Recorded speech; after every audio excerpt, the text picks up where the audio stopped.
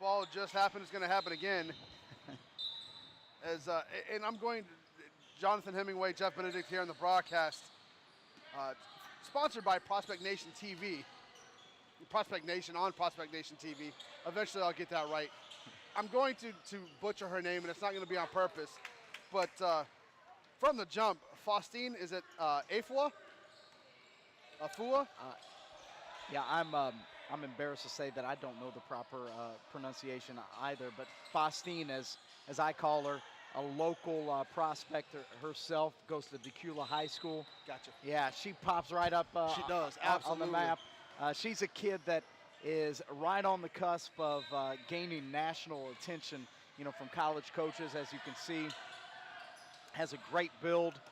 You'll be able to see some of her skill, later on in this game. It's Ananda Jones there, goes coast to coast on the steal and finishes for 3-2. But interestingly enough, her summer teammate, Jordan Stallworth, who also is from Gwinnett County, 151 in black, they both play for the Georgia Red Storm. They were tipping off against one another.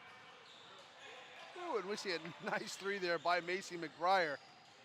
McBriar, I believe that's her second one here of the first half. Second one of the first 90 seconds. But yeah, it's Stallworth versus Faustine, on the interior. But we've got three-point shooters all over the place. We see another one. This one is going to be dropped by, I believe that was 170. Yes. That's going to be Lakin Arnett. Lakin out of Iron City, Tennessee. A lot of girls from Tennessee here at this camp. Well, Tennessee is a hotbed of women's basketball, and I tell you, we're just having a three-point contest here. Yeah. First one to miss loses. Well, I tell you, this 2-3 zone, it's really helped our offensive production here, it appears. Jones to Jones. Nice little stop pop. Just short. Faustine's going to knock it out of bounds. Nope, they're going to say it goes to White.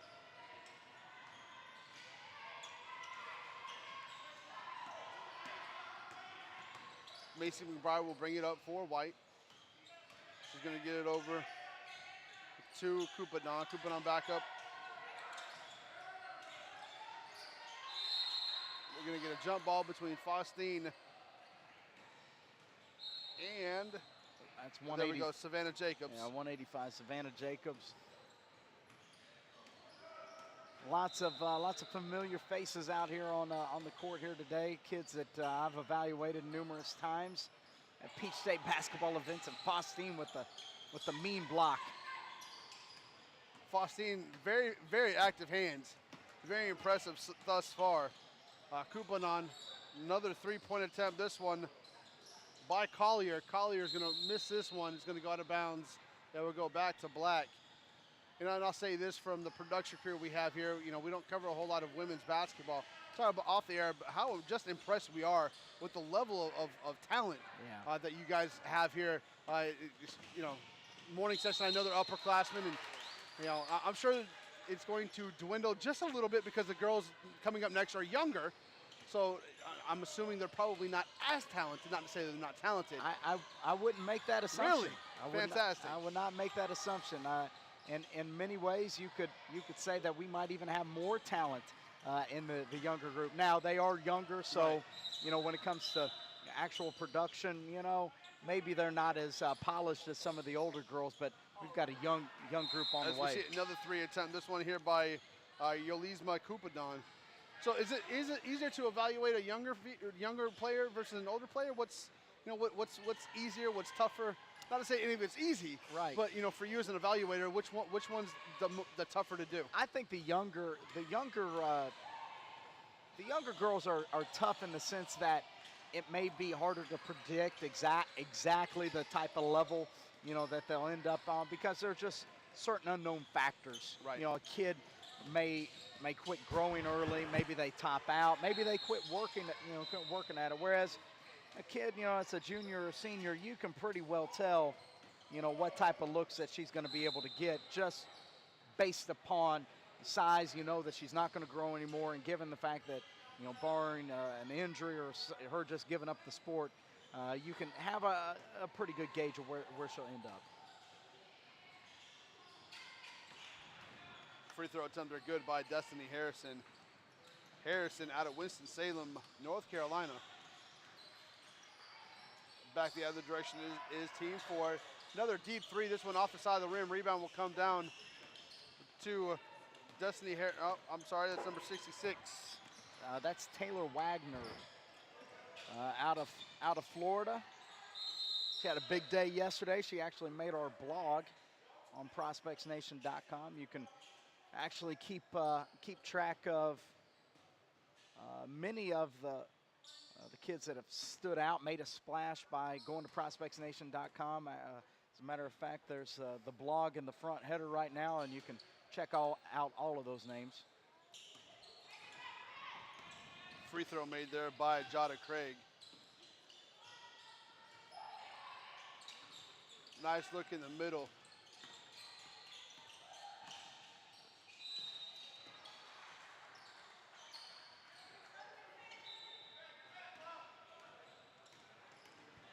Like a cannon. Jada Craig back the other direction, loses the ball, gonna pick it back up, she'll kick it out. Nice ball movement there. Three ball. And a kid like Taylor Wagner is just gonna love playing against the 2-3 zone, as you can tell. Great shooter, pretty good size on the wing. Shayla Giebler with the miss, back the other direction.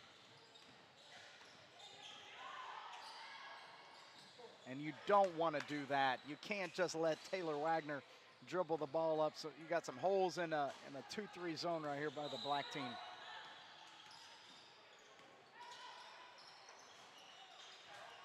Kelsey Arnold goes coast to coast, able to finish 25-7.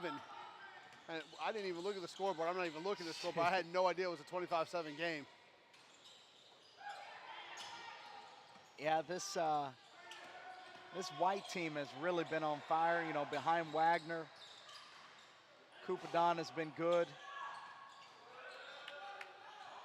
And now here on the weak side, that's number 67, Destiny Harrison out, like you mentioned before, North Carolina. So this black team's gonna have to kind of recoup here. Throw out of bounds. Good thought there by Jordan Stallworth, just wasn't able to connect with Shayla Giebler.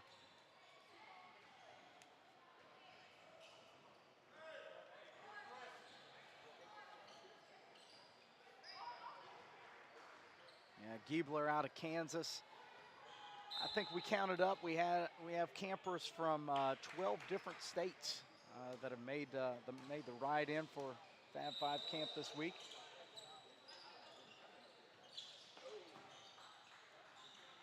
Nice jumper on the way there, and made there by Jada Craig. Another Carolina All-Star. Jones to Jones. Krista with the three, rattles out, rebound up in the air. Grabbed by Christina Cesar. Back the other direction is Team 2. Nice look down over to McBride. McBride able to save it. Over to Craig. Craig throws it up. Back the other direction is going to be Ananda Jones.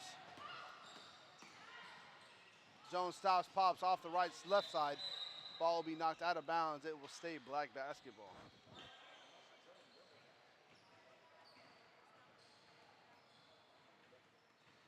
Yeah, actually had a chance to work with number 170 in black this morning, Lakin Arnett. Chance to work with her in the early morning skill session. You can tell that she's got some size, and right on cue here, she's gonna get the touch. Very good shooter. Rare to be able to see a kid of her size and stature be able to have the skill and face-up ability that Lakin has. Deep three, this one by Collier. Collier rims it out. Like the fight there underneath for the rebound between Macy McBriar and I believe that was Christina Cesar. Turnover on the inbounds, back the other direction is Kelsey Arnold. Arnold with a spin move in the lane. She's gonna kick it out to Cesar. Is it Cesar or Caesar? I I don't know. Again, for friends and family listening at home, I'm sorry if I'm butchering it either way. Jones over to Collier. Collier going to miss this one. McBriar with the rebound. Looks down low for Faustine. Can't find her. Ball get knocked out of bounds. It will go back to Black. That's a play in 12 months that Faustine's going to be able to make and be able to finish. You can see her running. She had the timing, and the ball just bounced off of her hands. And from an evaluator standpoint, I've seen her develop. That was a play that even a year ago, she wouldn't even been close to be able to make. But just projection-wise, it's going to start coming together, more and more. And big kids, it's usually tougher, in that way. And I know each kid is different. Yeah. But when you're evaluating, what seems to be the year that they make the biggest stride as far as in their talent level?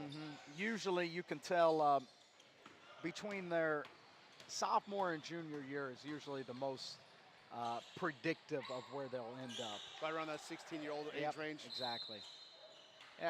Especially with females. I do a little bit of evaluating on the boys' side, and boys still have even another jump, after that sophomore year, maybe even going into their senior year. You kind of get an idea of where they're going to end up. I coached at Westlake High School under Coach Rogers. Yeah. And we won 2 state titles during my time there. And, it was always fun to watch, our boys go from that JV as a sophomore to the first taste of varsity. Yeah. But then they had that nice jump there. But then between their junior and senior year, a lot of those kids, and we were blessed to have guys like Earl Calloway and AJ Moyer and, Pac-Man Jones. And, we had a ton of talent. And, those guys who are elite talents. Which is why most of them, play in the NBA or NFL or, the Italian A-League. So girls basketball to me is still new, so I didn't know what that jump was. Yeah, girls tend to mature a little bit earlier. Right. They go through puberty, obviously, earlier than boys do. Right. So there is a difference in that. And I have a 13-year-old girl. I understand that now, trust me. Yeah.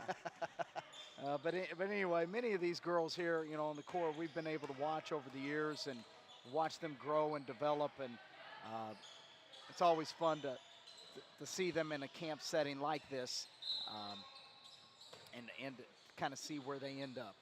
So for those watching at home that have a cousin or a friend playing in this, right? How does a girl go about being invited to this camp or being a part of this camp? Well, more than anything else, it boils down to just being in a gym where we see them. It could be a Peach State basketball tournament. We run close to a dozen tournaments. Right. From March, all the way to September. Could be coming to a workout. Like I mentioned before, Jordan Stallworth right there, nice free throw. I run 2 workouts, both in Tennessee. One in March, and I'll run another one in October.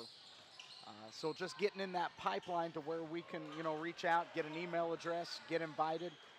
Sometimes it comes from, a recommendation of a club coach, high school coach, whatever our contacts would be. So just kind of get in that pipeline. That's kind of how we get them in the Elite Basketball Academy. Coupadon with the rebound. Just a moment ago, she had a nice 3-ball attempt or make there, put her team up 33-15. Nice toss out by Coupadon. A little too much mustard on that shot by Collier. Collier, though, gets her own rebound. Coupadon is a great example of this. If I'm not mistaken, I think this is her first trip to an Elite Basketball Academy camp. However, we saw her this summer play with the Florida Flight. Many of her teammates had been to our camps before, Jessica Font and Stasha Titer and such. And Coupadon got the invite as by playing, this summer, and had a great summer. But she's even one of these kids that is still a little bit under the radar, and she's using this camp as a setting to really project herself moving forward. Good ball movement here by Team 4. Again, a little too much there on the shot. Jones with the rebound. Up and in, a nice finish there by 185, Savannah Jacobs out of Bristol, Virginia. 35-17, final minute here of the first half of the final game of the upperclassmen here at the EBA Fab 5 camp. Brought to you by Prospect Nation TV. Make sure you go check out everything on Prospect Nation, as well as Peach State basketball, which is kind of the umbrella of all of this. There you go. Brandon Clay does a fantastic job for women's basketball, as do yourself, and you guys have, what, 3 or 4 other evaluators that go around and do a fantastic job? Me, myself, Brandon. Me and myself, that's the same person. Me, myself, and I. Very, very egocentric there, all 3 of us. No, just kidding. Me, Brandon, Chris Hansen, that you see over there behind the MacBook. National evaluator himself, Kyle Moore, who's actually over there on court 5. Stephen Peck, who's over there on court 5 as well, too. So that is, what, 5 of us now? Right. We all evaluate nationally, cover Peach State Basketball.com tournaments, as well as Kyle is really our national guy. Anytime we're running a tournament, he's somewhere else, watching another tournament. Chris Hansen is the man that is in charge of ProspectsNation.com. He covers a lot of our West Coast stuff. He actually lives in Seattle, Washington. And then Stephen Peck and myself, really anchor down, the tournaments here in Georgia. I'll get out on weekends that we do not have a tournament here at home. Right. I've been at Cincinnati, Toledo, Kansas City, already this year, as well as being up in Michigan, over the Christmas holiday. So we'll get out there and see a lot of different women's basketball over the course of a calendar year. 35 seconds remaining here at halftime of the third and final game being brought to you on court 4 here of the upperclassmen. 35-19. Team 4 up over Team 2.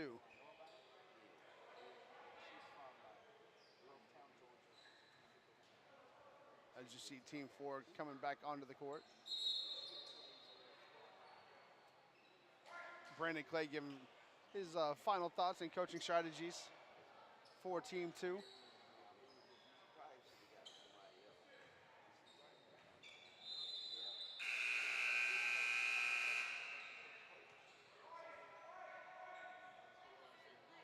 We appreciate everybody at home watching the Elite Basketball Academy Fab 5 camp here at Swanee Sports Academy. Sponsored by Prospect Nation, brought to you by Prospect Nation TV, in conjunction with SUV TV. Guys do a fantastic job of bringing you live in action as we are back to action here on court 4. Jones looking down to Stallworth at the free throw line. Stallworth goes to work, turn around, stops, pops, drops. Nice job there by Stallworth. Talk about players of potential. Jordan Stallworth is turning potential into production these days. She's been a longtime member of our Elite Basketball Academy and really like what she does at the 4 position. McBriar with the putback. Nice job there by McBriar after a great drive by Coupadon. Coupadon had a pretty good first half. Back the other direction is that Jones? No, that's Lakin. Lakin. I think 170. Lakin Arnett, correct. Yep, you are Arnett. correct. I'm gonna be honest. It's amazing that you know every girl in this gym by name. That's not exactly true. I came in probably knowing about half of them to 60%, but I've seen them so much it's really like second nature. I've had to learn the last 20 or 30 just on sight. So Lakin is a new face for me. McBriar here with the basketball, another new face. So McBriar looking down to Faustine, gets her. Nice block there by Jordan Stallworth. Yep. McBriar turns around, finishes. McBriar having a pretty good game. She came out on fire earlier, knocked down 2 or 3 threes in the first half to really get her team out. They were up at one point. It was 31-9. Now it's 39-21. Faustine with the turnover, with the steal. Gets it up to Collier. Collier over to McBriar. McBriar over to Faustine. Faustine turns around, stops from 7 feet off from the rim. Able to knock it over. Nice job there to Coupadon. Back over to Faustine. Faustine gets her own rebound, throws it up a little too much. Rebound up in the air will be brought down. It looks like that's is that Lakin? Yep, Arnett. Back over to Faustine. Faustine up off the glass and in. You give her enough opportunities, and Faustine's going to be able to cash in on one of those. That's an impressive play right there, to be able to catch, step through, take the contact, and finish right there. And she came away all smiles. Jones with the basketball. That's Ananda Jones. Over to Jacobs. Jacobs too much. McBriar with the rebound. She's out like a cannon to the other side. Gonna dribble around and gonna reset. Picked up defensively by Jones. In the corner, 4-3. Little too much. Jacobs with the rebound. Over to Jones. Good thought. Just a little too low.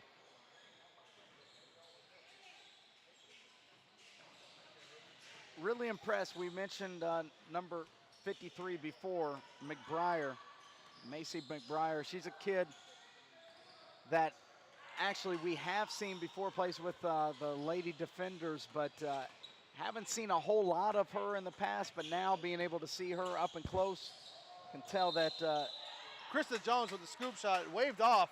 Oh, She's no. gonna get called for a travel. Tough break there for Krista Jones. But she just smiles and she'll walk back down to the other end of the court. Actually, she's gonna go off. Substitutions now coming in for Team 4. I'm finishing my thought about McBriar. She's got size, she's got shooting ability, she's shown a little bit of inside-out versatility. Been a very profitable weekend for McBriar, in my opinion. Coupadon with it, center step in the lane, loses the ball out of bounds. It'll go back to Team 4. Team 2 up 42-21. Actually, it looks like it's the same Team 2 basketball. Brandon Clay giving his girls some instruction. Again, Jonathan Hemingway, Jeff Benedict here on the broadcast. We appreciate all of you at home watching. Oh, nice. Just short. Faustine with the rebound, put back up. Can't get it to drop, stays with it, up and in. Nice job there by Faustine to stay with and get the 2 for 1. 2 rebounds for the bucket. Nice job there. Count it. And 1 for Jordan Stallworth, who's had a pretty impressive last 5 or 10 minutes. You're right. You're absolutely right. Stallworth, like I've mentioned, I've been watching this kid since she's in 7th grade. She's just continued to stay with it. One of the hardest workers that I've actually personally worked with at the EBA camps. She's going to be a 4-player, and she's going to be productive because she's just going to play hard. And you see her, just being very active on the defensive end, contesting this shot right here. I really like her as a mismatch for face up, to be able to attack. Ooh, she couldn't get that to drop, but that was a heck of a move there by Christina Caesar. Up and in, it's Coupadon. Coupadon having one heck of a game here. Yeah, you're right. Really like her build, the long limbs, the quick first step. I think she's a kid that can play point guard or shooting guard and be effective at both. Ball out of bounds, go back over to Team 2. Looks like Brandon Clay's finally going to get a win over here on court 4 as he lost a heartbreaker in game 2. Sure did. With 0.4 of a second on the clock. Stallworth back out the other direction. Get over to Caesar. Caesar over to number 90. That's Kelsey Arnold. Arnold down the word to Stallworth. Stallworth can't get it to fall. Back the other direction. Nice job there. Off the bottom of the rim is Craig. Thing is getting just a little sloppy right now. As you expected, this is the 3rd straight game these girls have played, so they've been playing for about 90 straight minutes now. As you get tired, things do tend to become. Yeah, it gets getting a little loose. It's actually just their 2nd game. That 3rd game slot is spent on the skills station over there, but they don't get much of a rest over there either, because our skills trainers do a terrific job of keeping them active and moving. But you're right. 90 straight minutes of of basketball activity, and you can expect a little bit of slippage. But, you know, in this sense as well, too, it's a good opportunity, you know, for an evaluator to see who's going to keep playing hard. You know, even if you are fatigued, you know, who's going to get out there and keep making plays, just as Taylor Wagner does right there. And it's impressive that she does that over such a good defender like Jordan Stallworth. Able to cup that basketball like she did.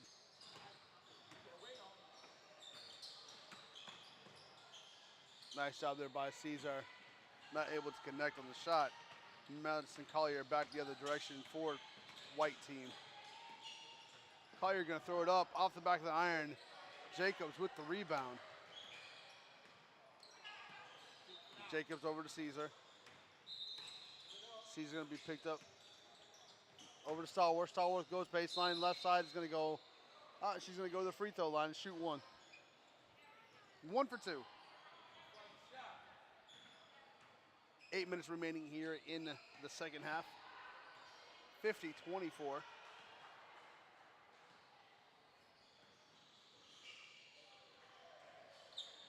Stallworth takes her time, able to knock down the free throw. 50-26, 7:45 remaining. Stallworth is going to be a part of a very talented Mountain View High School girls basketball team here locally.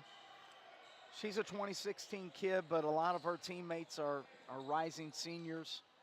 Mountain View, a relatively new school, but Coach Jackie Lindquist is expecting a big year this year and try to get to the state tournament for the first time in school history. Nice clear out there by Faustine. Did a great job of clearing out Jacobs for the easy two. I'm sorry, make that, she cleared out Arnett for the easy two. I don't care whether it's male or female. When you see fundamentals like that, Yes. it's fun to watch. Yes. Especially from a coach. Yes. You can have a lot of appreciation about that because, you know, a lot of times people say, you know, the big man, the art of the big man is gone, and Faustine's showing that not so fast. You know, Right. Not yet. Yeah, I coach for Team Impact here out of Kennesaw. Coach their 16, the Elite 16 travel team. And I'm a big fundamental guy. Yeah. So I also help out with my son's 9-year-old AAU team. And I tell them, don't watch the NBA. I Yeah. want you to watch the WNBA because it's Right. fundamentals. That's right. And you know, the NBA to me, I honestly I can't watch it anymore. It's just it's become the non-fundamental league to me.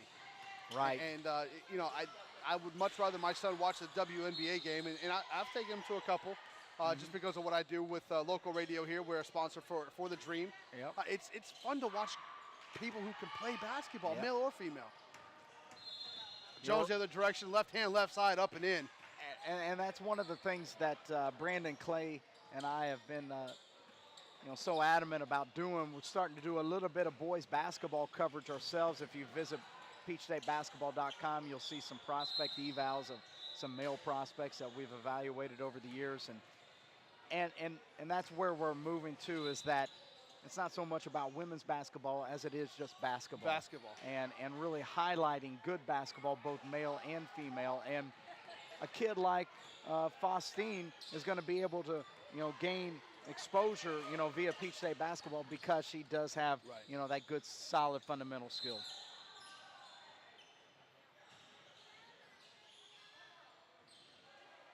All right, so off topic. Yeah.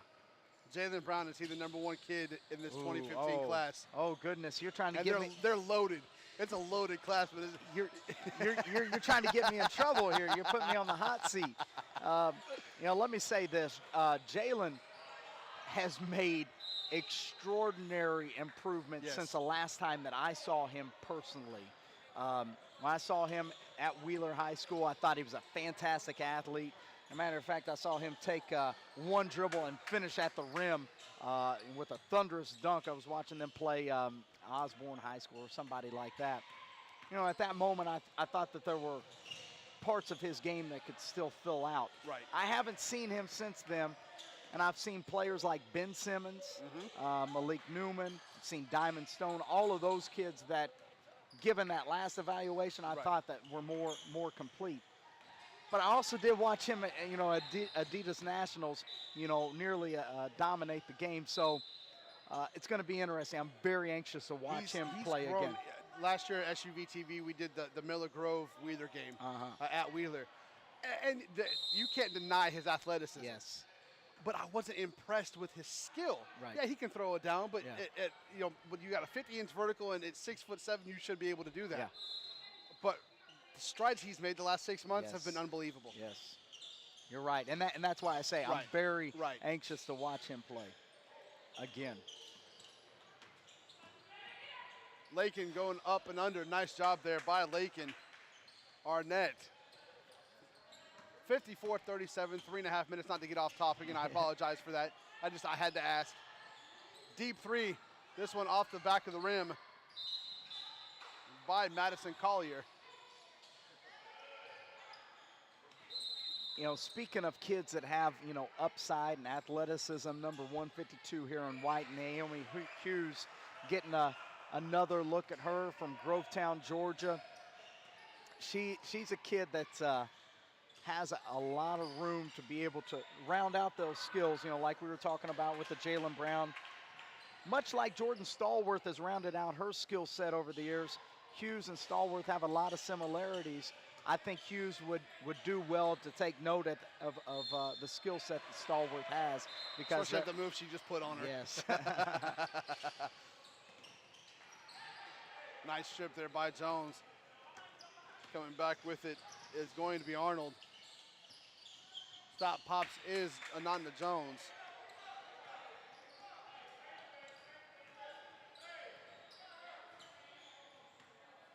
And the white team just got out to a big lead with all those flurry of threes, early on. And the black team has cut into it, after switching to a man-to-man defense here in the second half, but I think it may be a little too late. Good thought there, Jacobs with the rebound. Jacobs trying to show her skill. She finally gets it up to Jones. Jones with a nice dish over to Jones. I'm assuming no relation. Yeah, I would have to look at the addresses.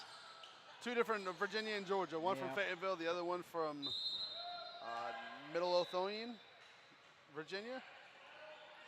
Right.